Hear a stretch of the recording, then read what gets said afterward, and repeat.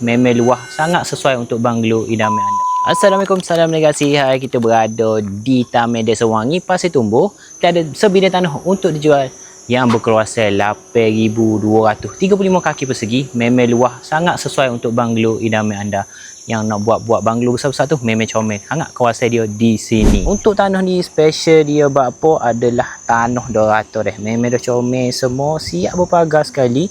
Dia nak dijual adalah bahagian sini sampai ke pagar hujung jiran sana. Jadi memang comel, dah ada buah-buah dalam ni.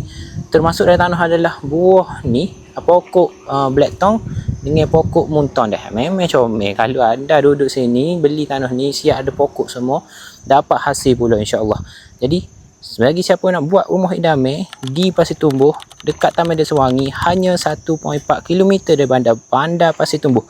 Memang dekat sangat, jiran pun ramai sekeliling Taman Desa Wangi ni. Tanah ni adalah tanah yang pilihan yang terbaik untuk anda beli.